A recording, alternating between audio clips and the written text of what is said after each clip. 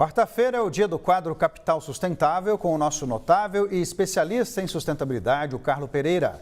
Carlo, boa noite para você, seja muito bem-vindo. Boa noite, Marcelo, tudo bem? Tudo bem? Vamos falar hoje sobre a autorização recebida pela Petrobras para a prospecção de petróleo na margem equatorial. Essa liberação aí, a gente sabe que ela está vindo a menos de 3 semanas da COP30. Quais são os riscos ambientais e operacionais que podem afetar o custo-benefício desse investimento para os acionistas, Carlo? Marcelo, vamos lá, tema bastante quente, né, nesses últimos dias e, claro, principalmente aí à beira da COP30, né, acho que chama mais atenção ainda. Mas vamos lá, respondendo diretamente a sua pergunta com relação aos riscos ali operacionais para a Petrobras, né? Enfim, a gente tem alguns próprios riscos ambientais, né, e por isso que a licença levou tanto tempo para ser feita, né, para ser entregue à Petrobras, aprovada, né, pelo IBAMA, porque, na verdade, existiam ali várias exigências, né? A gente se lembra também que essa licença ela foi reprovada em 2023 e depois, então, de que a Petrobras entrou com uma série de ajustes, inclusive, por exemplo, uma estrutura específica dedicada à fauna no Oiapoque, né, no Amapá, para que então, e claro, várias outras melhorias no projeto, para que então essa licença fosse aprovada, né? Mas existe sempre então um risco operacional ambiental, né? Então pode ter algum vazamento ali. Gosto sempre de ressaltar, quando se trata de pré-sal, que é o caso aqui, a Petrobras ela não tem nenhum grande vazamento na sua história, né? Então a operação da Petrobras é uma operação bastante segura. Outro risco para a empresa em si é um risco de não encontrar nada, né, Marcelo? Né? Essa licença é uma perfuração exploratória, então pode-se perfurar ali e não se encontrar nada, né? Muito provavelmente isso não vai acontecer.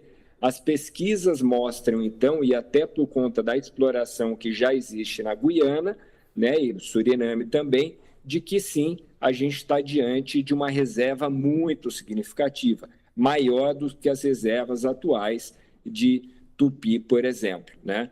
Então, esse é um outro risco que existe, né? Agora, o que eu entendo que a gente tem que olhar para essa operação é que é uma operação, de novo, bastante segura e, de novo, muito possivelmente, a gente tem uma quantidade bastante grande de petróleo ali.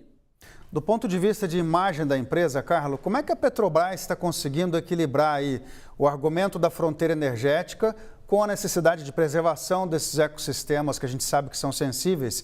E também que tipo de garantias concretas a empresa está oferecendo para minimizar o impacto ambiental e para responder a eventuais emergências que a gente não quer que aconteça, mas que podem acontecer?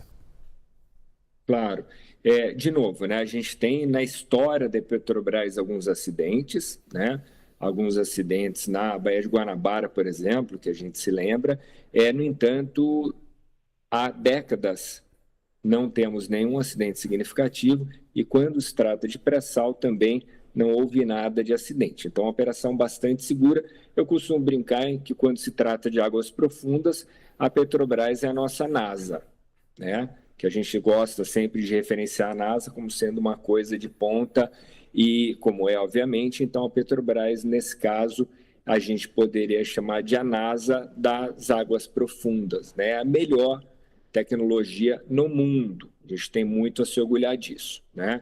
Eu tive a oportunidade de fazer parte de um comitê vinculado ao Conselho de Administração da Petrobras, então eu sei toda a qualidade e cuidado que se tem para cada um dos projetos, né? O projeto, uma coisa importante da gente lembrar aqui também, né, Marcelo? Muita gente fala assim, não, mas pô, petróleo ainda, né? A gente precisa do petróleo, né? As melhores estimativas mostram que hoje, que 80% da energia ainda vem de combustíveis fósseis, né? Não no Brasil, estou falando no mundo, tá? O Brasil é muito diferente, a gente tem uma situação muito melhor. Mas as melhores projeções mostram que 2050 isso aí vai estar no mínimo em 50%. Né?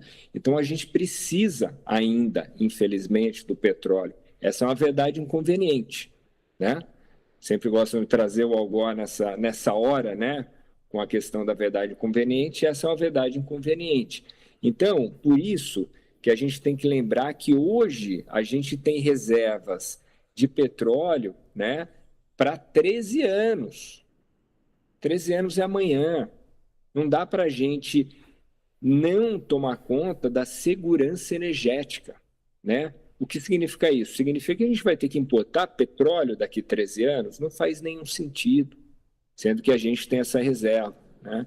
E fora isso também, tem toda uma questão, mas voltando para a tua pergunta aqui, né? Toda questão de garantias.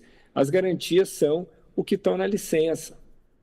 Vamos lembrar aqui que essa licença, ela demorou, nessa última fase, 5 anos para sair. Então, quer dizer que assim, o IBAMA ele traz uma série de exigências, né?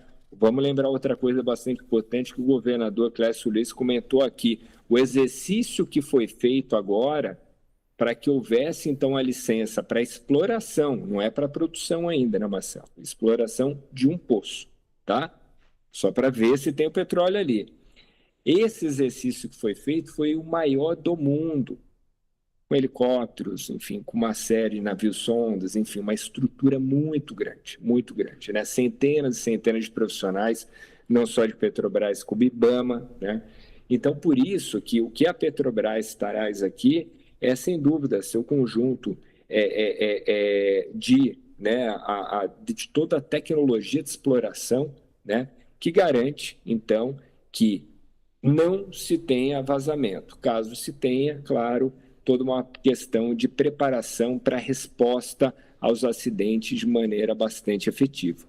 Agora, apesar de tudo isso que você falou, Carlos, do ponto de vista simbólico, vai ter gente dizendo que o Brasil está enviando uma mensagem errada ao mundo para explorar petróleo justamente há 3 semanas da COP, né? Já tem gente alardeando isso por aí. É uma coisa que é difícil fugir, não? Sem dúvida nenhuma, Marcelo, mas olha, o que eu diria para essas pessoas tendo a oportunidade, né? Primeiro que quando se trata de matriz energética, o Brasil ele está anos-luz melhor do que os países do G20, tá?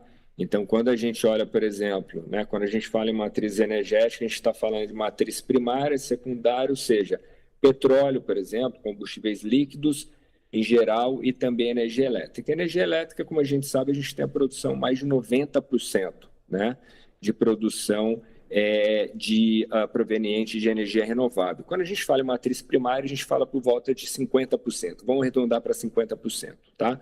Os países G20, a gente está falando de 80% ali de energias fósseis, né? Então, a gente já está muito além do que os países, principalmente do G20, são, né? É o que eu sempre falo. O que a Alemanha, quando se trata de energia, coloca de meta para 2050, é o que o Brasil é hoje, né? Então, a gente tem uma gordura muito grande aí para queimar. É claro que não é por conta disso que a gente vai passar e tem a liberdade de sair poluindo. Não é disso que a gente está falando, né?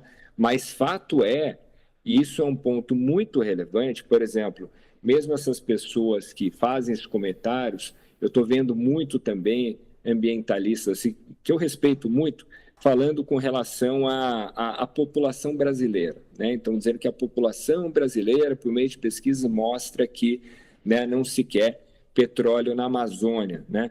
Primeiro que, assim, o que significa petróleo na Amazônia, né? Por acaso, a Petrobras até tem operação dentro da floresta amazônia, do bioma Amazônia, ali no estado do Amazonas, né? Muito segura a operação, né? Então, assim, primeiro, assim, o que a população está entendendo? Segundo, existem pesquisas que mostram os estados onde está, então, a margem equatorial, né? Então, a margem é um conjunto de bacias. Essa é a bacia do Amazonas, né, do rio Amazonas, e a margem ela tem um pouco maior, como a gente está vendo aí na figura, né? Então, tem a bacia da Foz do Amazonas, a gente tem logo abaixo a bacia também do Pará-Maranhão e continuam as bacias por ali que formam a margem equatorial, né? Então, o conjunto de bacias formam ali a margem. E a população desses estados é, em sua grande maioria, a favor da exploração, tá? E aí uma outra coisa muito interessante, né?